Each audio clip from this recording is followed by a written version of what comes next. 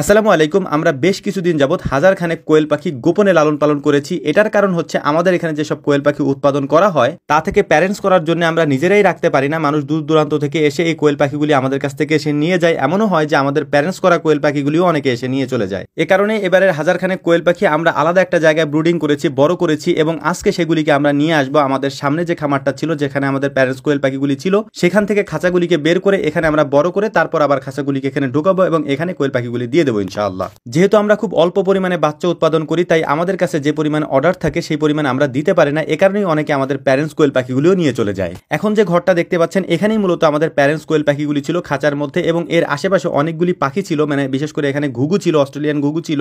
এর পাশাপাশি অন্যান্য পাখিও ছিল। সেই পাখিগুলিকেও আমরা এখান থেকে সরিয়ে ফেলেছি এবং এই ঘরটাকে খুব সুন্দর করে পরিষ্কার করে জীবাণুমুক্ত করে তুষ দিয়ে সুন্দর করে এই ঘরটাকে সাজিয়ে এখানেই কোয়েল পাখিগুলিকে আমরা এনে ছেড়ে দিব, যেগুলিকে আমরা ব্রুডিং করেছি গত কয়েকদিন যাবত। এখান থেকে খাঁচা সহ অন্যান্য কোয়েল পাখি এবং পাখিগুলিকে বের করার একটাই কারণ, সেটা হচ্ছে আমাদের কাছে আর কোনো জায়গা নাই। অর্থাৎ আমাদের খামারে যতগুলি শেড আছে সবগুলি শেডেই হচ্ছে এখন হাঁস, মুরগি এবং কোয়েল দিয়ে পরিপূর্ণ, যে কারণে এখান থেকে খাঁচাগুলিকে বাধ্য হয়ে আমাদেরকে বের করতে হয়েছে এবং এখানেই আমরা কোয়েল পাখিগুলিকে বড় করার চেষ্টা করব ডিম দেওয়ার আগ পর্যন্ত। ডিম দেওয়ার পরে মূলত ওই খাঁচাগুলিকে আমরা আবার এখানে নিয়ে আসবো, তখন ওই খাঁচার মধ্যে আমরা কোয়েল পাখিগুলিকে দিয়ে দেবো ইনশাআল্লাহ। এর পাশাপাশি আরো একটা বিষয় আপনাদেরকে বলি, এখন যেহেতু হালকা একটু গরমের সিজন, যে কারণে হচ্ছে আমরা পাখিগুলিকে নিচে দিয়ে দিব যাতে করে সুন্দর একটা আবহাওয়ার মধ্যে ওরা বড় হতে পারে। এর পাশাপাশি আমরা একটা গুরুত্বপূর্ণ কাজ করেছি এখানে, সেটা হচ্ছে আমাদের এই খামারের পেছন সাইডটা আমরা টিন দিয়ে একেবারে আটকিয়ে দিয়েছিলাম, যে কারণে এখানে আলো বাতাস তেমন একটা আসতো না। আমরা এর পেছন সাইডটা কেটে দিয়েছি, অর্থাৎ দেখতেই পাচ্ছেন যে পেছন সাইডটাতেও আমরা নেট লাগিয়ে দিয়েছি যাতে করে এখান থেকে আলো বাতাস সুন্দর করে আসতে পারে। এই কাজগুলি করার জন্যই মূলত এই ঘরগুলিকে আমাদেরকে খালি করতে হয়েছে। এখানে যে খাঁচাগুলি ছিল, কোয়েল পাখির খাঁচা বা এখানে যে অস্ট্রেলিয়ান ঘুঘু পাখির খাঁচা ছিল বা অন্যান্য পাখির যে খাঁচা ছিল,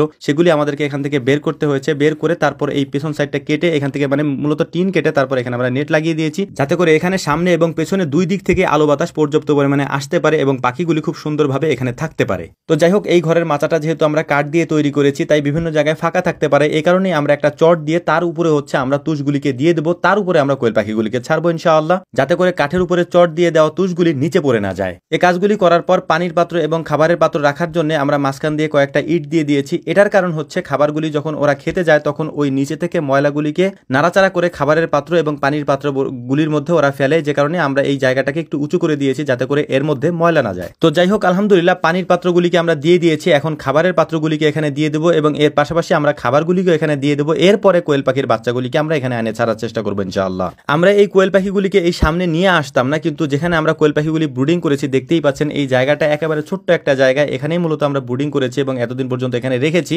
কিন্তু এখন এখানে আর রাখা যাচ্ছে না, পর্যাপ্ত পরিমাণে জায়গার অভাবের কারণে এগুলিকে আমাদেরকে সামনে নিয়ে যেতে হচ্ছে। এখানে মূলত 700-র মতো বাচ্চা আমরা ব্রুডিং করেছিলাম। এর পাশাপাশি আমাদের যে ব্রুডিং এর খাঁচা রয়েছে সেখানেও আমরা বেশ কিছু বাচ্চা ব্রুডিং করেছি। আমরা ওখান থেকেও এখানে নিয়ে আসবো কিছু বাচ্চা। আমরা এটা ওখানে রেখেছিলাম কেন সেটা আপনাদেরকে বলেছি, কারণ হচ্ছে এগুলিকে যদি আমরা সামনের সাইডে ব্রুডিং করতাম তাহলে এতদিন এখানে এগুলি থাকতো না, মানুষ এসে এগুলিও নিয়ে যেত। তো যাই হোক, আলহামদুলিল্লাহ এই বাচ্চাগুলির বয়স এখন 15 দিন। আমাদের কোয়েল পাখিগুলি বেশিরভাগ সময় আমরা দেখেছি 35 থেকে 40 দিনের মধ্যে ডিম পাড়া শুরু করে, যদিও 45 থেকে 50 দিনের মধ্যে স্বাভাবিকভাবে কোয়েল পাখিগুলি ডিম পারে। তো যাই হোক, আমাদের জন্য দোয়া করবেন, আল্লাহ তাআলা যেন আমাদের ব্যবসায় বারাকা দেন। তো আলহামদুলিল্লাহ উনি আমাদেরকে 450 দিচ্ছেন। এই 450-র মধ্যে আবার সবুজ ভাই এখান থেকে 200-র মতো নিয়ে যাবেন। তো ওই ভাই যেহেতু অনেক দূর থেকে আসবেন, অর্থাৎ মাগুরা থেকে উনি হচ্ছে এই কোয়েল পাখিগুলো নিয়ে আসবেন। তো ওনার সাথে আমরা আগেই ফোনে কথা বলছিলাম, তো ওনাকে বললাম যে এখানে আসার পর আপনি আমাদেরকে ফোন দেন, আমরা আপনাকে রিসিভ করে নিয়ে আসবো। তো এর আগের বার যখন উনি এসেছিলেন তখন এখান থেকে ওনাকে আমরা বিদায় দিয়ে দিয়েছিলাম, মানে আমাদের পাখিগুলো নিয়ে চলে গেছিলাম, উনি ওনার বাড়িতে চলে গিয়েছিলেন আর কি, মানে ওনার খামারে চলে গেছিলেন। তো আজকে আমি ওনাকে আগেই বলেছি ভাই আপনি আমাদের বাড়িতে যাবেন এবং ওখানে খাওয়া দাওয়া করবেন, তারপরে হচ্ছে আপনি যাবেন আর কি।